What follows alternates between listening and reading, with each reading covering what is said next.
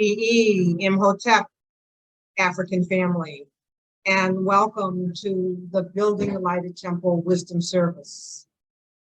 For the purpose of the recording, I am Dr. Nteri Nelson, a metaphysician, a licensed clinician and educator, and co-founder of the Academy of Kemetic Education and Wellness. So welcome every one of you.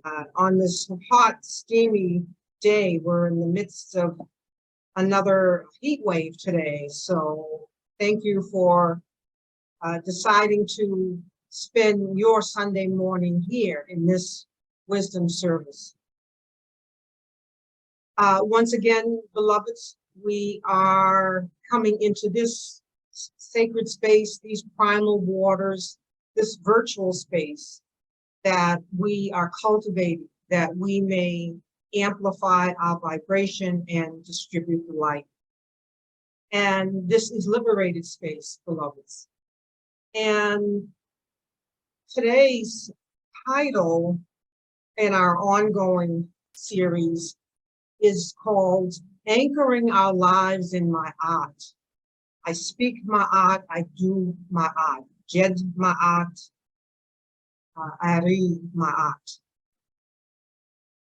What do we anchor our lives in when there's so much turmoil and as we move through these troubled times? Well, certainly we're going to look today at the importance of anchoring our lives in Ma'at. Once again, there is a lot on the menu today, and I know you will enjoy. So let's just get started as we now look at anchoring our lives in Ma'at. And beloveds, I'm going to share my PowerPoint with you. And I want to start here because we have moved, we are still immersing in this orb of energies of the Sopjet rising, the new year. And it is so important as our sun is at its height. We just slightly past that point of it being at its height, its zenith in the sky. And so it's so important to do this recitation of the laws of Maat. And so we will do them together and as one in your own space. Please say them out loud with me as we go through them. And then we'll see why this is so important to anchor our lives in Ma'at. Look at some things that are happening. How many of these laws might be in violation, and why it's so important on a day-to-day for our behavioral health, our mental health, to stay in spiritual health and well-being, to stay anchored. So together as one, let's read these, just intentioning that we are in accord with these universal divine laws. So let's take a deep breath, and together and as one, we begin. I have not done iniquity. I have not robbed with violence. I have not stolen. I have done no murder. I have done no harm. I have not defrauded offerings. I have not diminished obligations. I have not plundered the necher. I have not spoken lies. I have not snatched away food. I have not caused pain. I have not committed fornication. I have not abused my sexuality. I have not caused the shedding of tears.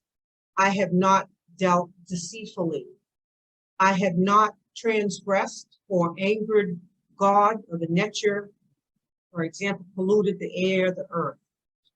I have not acted guilefully. I have not laid waste the plowed land. I have not been an eavesdropper. I have not borne false witness. I have not set my lips in motion against anyone.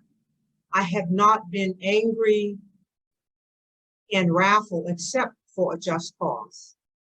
I have not defiled the wife of any man, the husband of any wife. I have not lusted or committed adultery.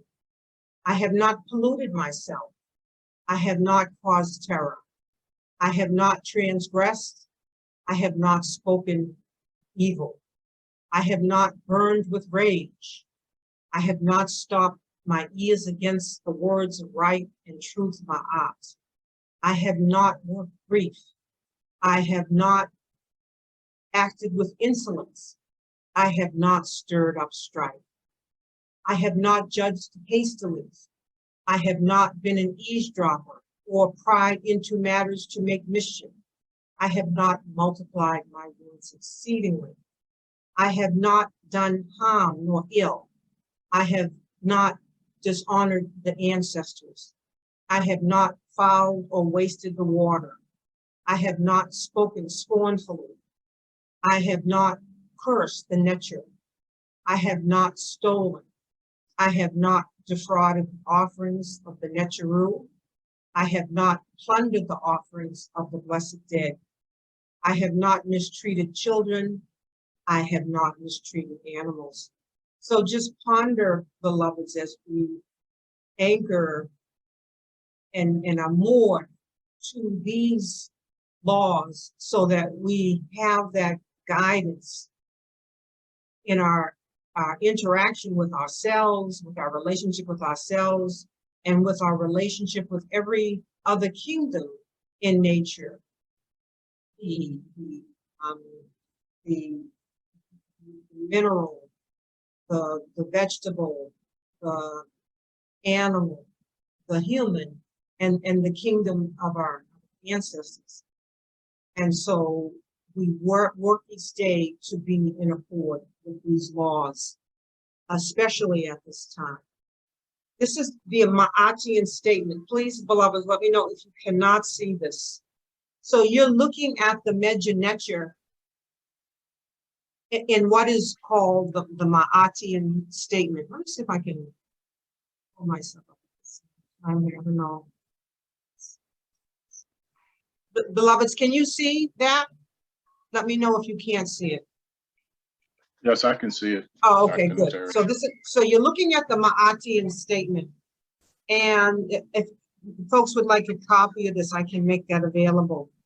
But this is the Maatian Statement. And so what I'm going to do is read the Medu Neter to you, and then I'll do the transliteration and the translation.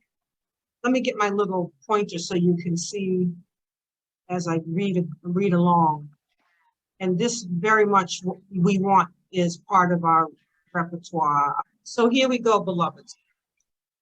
Per in im nuet e, ha in im sapet. I came forth from my town. I came down by means of my district. Ari in Maat in Nebes. I do Ma'at